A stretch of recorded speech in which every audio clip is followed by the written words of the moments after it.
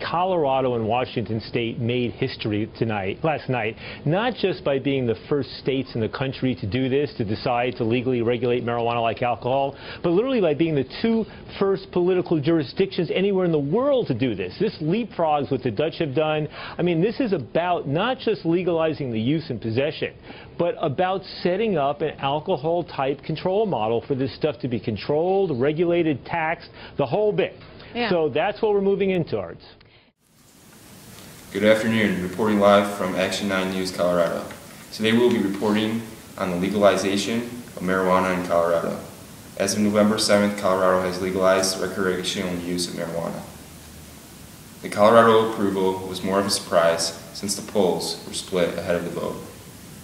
More on the topic, we have brought in Senator and Member Laura on her views. Hello, my name is Laura Douglas from the Senate, and as the first state to legalize marijuana in Colorado, we're looking forward to great things. We had our citizens band together before the polls. Only about half were for it, and now seeing after it's legalized, and we foresee our state getting out of our debt, and revenues will be high, and we're excited to see what happens. U.S. war on drugs costing this country $50 to $100 billion a year. Roughly 500,000 people behind bars on drug charges. Half of all drug arrests last year, according to the FBI, were for marijuana possession, possessing a joint at a cost of billions of dollars a year, giving millions of Americans criminal records. So everybody knows, and certainly the people in Colorado and Washington know, we need a new policy. We also know that... Austin here, reporting live from Colorado Springs, Colorado. I'm here with Megan today, interviewing her on her thoughts of legalization in Colorado. I think that this is something that's very different. It's something that's never been done before, obviously, and things that we've tried to do in the past to boost states' economy hasn't been helping. So I think that we might as well give it a shot and see how things turn out. Do you think there's any negative aspects of legalization?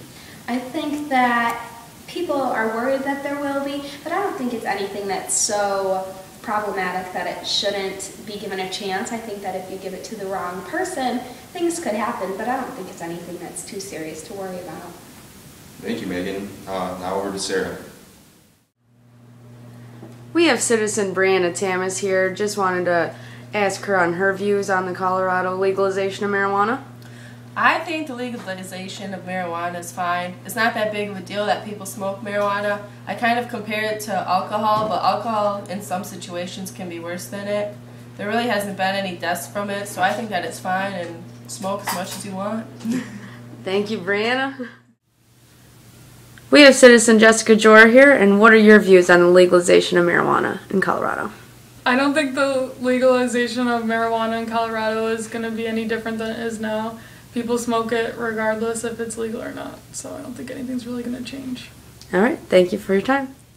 Bottom line is anybody who gets behind the wheel of a car and drives while under the influence of marijuana or any other drug is still going to be committing a crime. Anybody who goes to work high is still going to be fired, right? We got to be clear about that. But it is about recognizing that the large majority of Americans who use marijuana do so safely and responsibly. They are not presenting a threat to the broader society. And quite frankly, with 100 million Americans having smoked this stuff now, including the last 3 occupants of the White House, I think people will say it's time to end the hypocrisy as well. We're a changing world.